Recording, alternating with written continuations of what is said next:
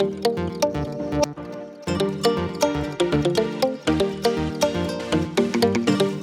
Everyone, कैसे हो आप सब। आई विश आप सब बहुत अच्छे हों, खुश हों, स्वस्थ हों, मस्त हों और अपनी लाइफ में आगे बढ़ रहे हों अपनी प्रिपरेशन के साथ। चाहे आप 6 to 8 के लिए प्रिपेयर कर रहे हों, 9 10th या 11 12th के लिए। तो आप सभी को पता है मैंने भी बिहार ट्री 2.0 6 to 8 के लिए फॉर्म फिल किया है और मेरा जो मेन सब्जेक्ट है वो मैथ्स एंड साइंस है। फ्रेंड्स, अगर आपने कल का मेरा वीडियो देखा होगा पिछला वाला, तो आपको उसमें से कुछ पता चला होगा कि हिंदी इंग्लिश से रिलेटेड मैंने आपको कुछ जानकारी दी थी, जो कि ये कि हिंदी और इंग्लिश के मार्क्स जो हैं वो ऐड होंगे, जबकि ऐसा नहीं है। मैंने नोटिफिकेशन को दोबारा से पढ़ लिया है और अब मुझे बिल्कुल अच्छे से समझ में आ गया है। पहले जब मैंने नोटिफिकेशन को पढ़ा था तो मैं उतने अच्छे से नहीं समझ पाई थी कि आखिर उसका मीन्स एग्जैक्टली क्या है। तो यहाँ पर जो हिंदी इंग्लिश का बेसिकली पेपर होगा वो केवल क्वालिफाइंग नेचर का होगा, उसके मार्क्स जो है ऐड नहीं होंगे। और ये मार्क्स इसलिए इम्पॉर्टेंट हैं क्योंकि अगर आपका हिंदी और इंग्लिश पेपर क्वालिफाई नहीं हुआ है तो बाकी के लिए आप क्वालिफाई नहीं माने जाएंगे। तो अभी मैंने जो ये नोटिफिकेशन है बहुत अच्छे से पढ़ लिया है और मेरी कन्फ्यूज़न जो है वो भी क्लियर हो गई है। और सबसे पहले आप सभी से मैं कल के लिए आई एम सॉरी, वो मुझसे समझ में नहीं आया था मुझे उतने अच्छे से, इसीलिए मैंने ऐसे आपको बोल दिया था। और जब मैंने इसको दोबारा से पढ़ा तब मैंने अच्छे से समझ लिया है और अब मेरी कन्फ्यूज़न जो है वो क्लियर हो गई है। अगर किसी के भाग 3 में मार्क्स सेम सेम आते हैं तब उसको हिंदी और इंग्लिश के बेस पर मतलब लिया जाएगा कि जिसके हिंदी इंग्लिश में ज़्यादा नंबर होंगे उसको सेलेक्ट कर लिया जाएगा, अगर भाग 3 में नंबर सेम है तो। अदरवाइज़ जो भाग 1 है जिसमें हिंदी इंग्लिश आना है उसमें मतलब आपके 9 नंबर से ऊपर आते हैं तो आप क्वालिफाई हैं, बस इतना ही उसका रोल है। तो आई होप मैंने अपनी बात आपको सही से करेक्ट करके पहुंचा दी हो। आप लोगों का भी बहुत बहुत बहुत थैंक यू सो मच जिन्होंने भी मुझे ये चीज़ सजेस्ट की, इसीलिए मैंने जो है आप सबके साथ मिलकर एक ये यूट्यूब फैमिली बनाई है, क्योंकि बहुत सारी चीज़ें हैं। क्योंकि मैं आप सबको पता है गांव में रहती हूँ, तो यहाँ ऐसा कोई नहीं है जिससे मैं डिस्कस कर लूँ और मुझे कुछ अपने से ज़्यादा चीज़ें पता चल पाएँ। तो चीज़ें मुझे तभी पता चल पाती हैं जब मैं अपने जैसे लोगों के साथ जुड़ती हूँ जो मेरे जैसे ही प्रिपेयर करने वाले हैं। तो ज़रूरी नहीं होता है कि हर बार सबसे ज़्यादा नॉलेज मुझे हो। कई बार आप में से बहुत सारे मेरे फ्रेंड्स हैं ऐसे जो मुझे बहुत अच्छी एडवाइस देते हैं, अच्छा सजेशन देते हैं और ये सब चीज़ें मुझे बहुत ज़्यादा फ़ायदा करती हैं। और मुझे फ़र्क नहीं पड़ता है कि यूट्यूब से मेरी अर्निंग नहीं होती है या जो भी है, तो उससे मुझे उसकी अर्निंग से फ़र्क नहीं पड़ता है क्योंकि इससे मेरी कोई अर्निंग नहीं होती है अभी। और बस मुझे आप लोगों का सपोर्ट मिल जाता है, आप लोगों के सजेशन मिल जाते हैं, तो ये मेरे लिए बहुत ज़्यादा वैल्यूएबल होता है। और अभी मैं यहाँ पर सुबह सुबह चाय पीने के साथ साथ अपना फ़र्स्ट स्टडी स्लॉट स्टार्ट कर रही हूँ और इसमें मैंने अभी यहाँ पर पढ़ना स्टार्ट किया है भारतीय राष्ट्रीय आंदोलन, जो कि मैं पहले पढ़ चुकी हूँ। इससे इम्पॉर्टेंट नोट्स भी मैंने बना लिए हैं, लेकिन इस बुक में जो भी दिया है उसको मैं एक बार पढ़ रही हूँ ताकि जो मैंने नोट्स बनाए हैं वहाँ से और प्लस इसमें से जो भी मुझे लगता है इम्पॉर्टेंट तो वो एक तरह से रिवीज़न हो जाएगा। और साथ में जो है अभी मैं साइंस के लिए भी इसी से पढ़ूँगी, तो बेसिक साइंस मेरा यहीं से कंप्लीट हो जाएगा क्योंकि ये एनसीईआरटी और एससीईआरटी बेस्ड बुक है जिसको मैंने ऑनलाइन ही परचेज़ किया है और इसके बारे में मैंने आपको पिछले कई वीडियोज़ में शेयर भी किया है।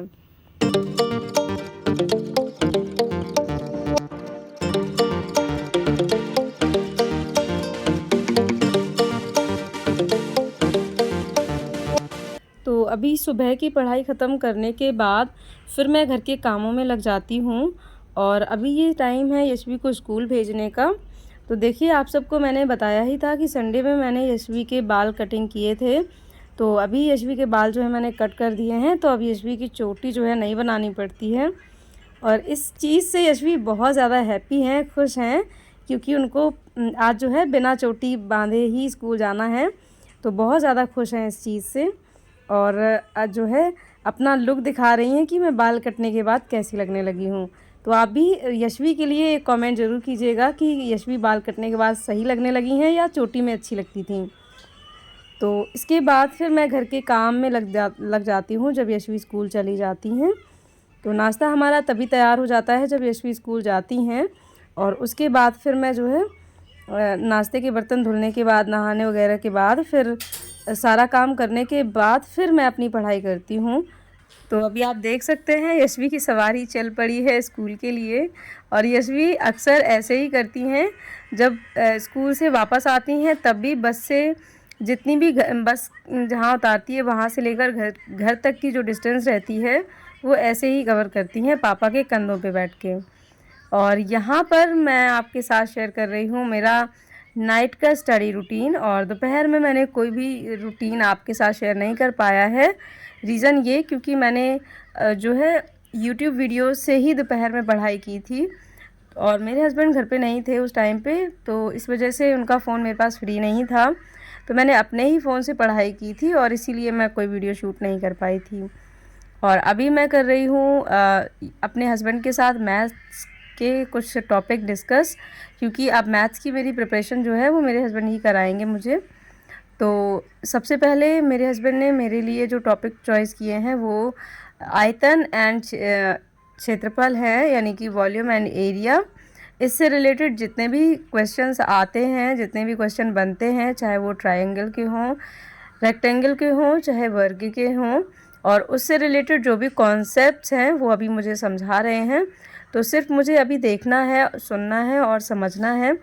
और इससे रिलेटेड जितना भी क्वेश्चन प्रैक्टिस होगा वो मैं अर्ली मॉर्निंग सुबह में करूँगी, या फिर अर्ली मॉर्निंग ना करके जो भी दिन में काम वाम करने के बाद मेरे पास टाइम बचेगा उस टाइम में मैं पढ़ाई करूँगी। तो फिर मैं उस टाइम पे अपनी प्रैक्टिस कर लूँगी।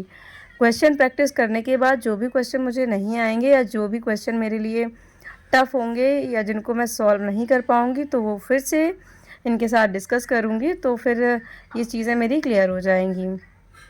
तो आप सभी को पता है कि 80 मार्क्स का जो भाग 3 आना है, यानी कि जो मेन सब्जेक्ट आना है, उस पर ज़्यादा फोकस करना अभी बहुत ज़रूरी है। और इसके लिए मैंने 2 घंटे के लिए मैथ का जो है टाइम डिसाइड किया है, और 1.5 घंटे के लिए साइंस का। और मुझे अगर ज़रूरत लगेगी तो फिर मैं उसको भी 2 घंटे का टाइम कर लूँगी साइंस के लिए भी, क्योंकि साइंस में भी तीनों साइंस पढ़नी है, तो इसीलिए। और इसके अलावा बहुत सारे मेरे फ्रेंड्स मुझे कमेंट्स करते हैं कि साइंस टीजीटी के लिए क्या पढ़ें। तो साइंस टीजीटी के लिए भी आपको साइंस ग्रेजुएशन लेवल तक की ही पढ़नी पड़ेगी, और उसमें आपको एक ही सब्जेक्ट तैयार करना है, केवल साइंस। और जो जनरल पेपर होगा शायद में जो टीजीटी का है उसका मैंने अभी इतना अच्छे से देखा नहीं है, तो उतना मैं क्लियर नहीं कह पा रही हूँ।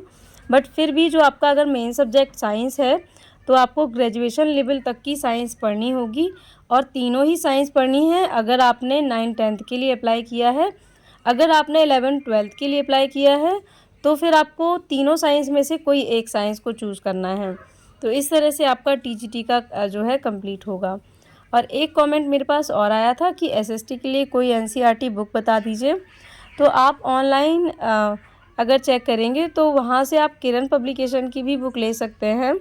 और जो मैंने अभी बुक मंगाई है एनसीईआरटी सार संकलन, तो वहाँ से भी आप एसएसटी के लिए प्रिपेयर कर सकते हैं, काफ़ी अच्छी बुक है।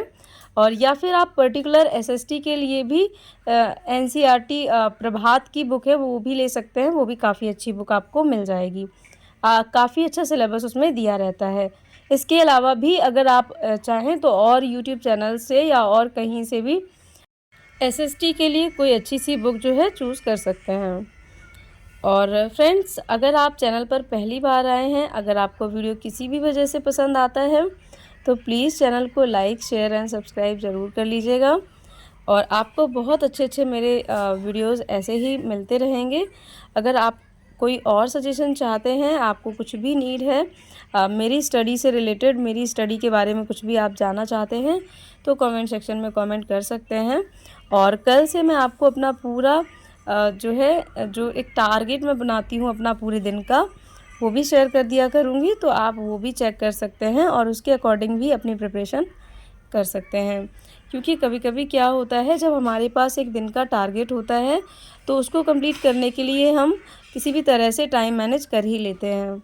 अदरवाइज़ तो हम आलस कर जाते हैं कि चलो इतना पढ़ लिया है, ये थोड़ी देर बाद पढ़ लेंगे, थोड़ा-सा ये काम करके ये पढ़ लेंगे। तो इस तरह से कभी-कभी बहुत आलस हो जाता है। तो अगर आपके पास कोई टारगेट रहेगा तो फिर आप किसी भी तरह से टाइम मैनेज कर ही लेंगे। तो बस मैं इसीलिए अपना टारगेट सेट करती हूँ। तो आज का वीडियो मेरा बस यहीं तक रहा। मिलती हूँ फिर किसी और अच्छे से व्लॉग के साथ। Till then take care and bye bye.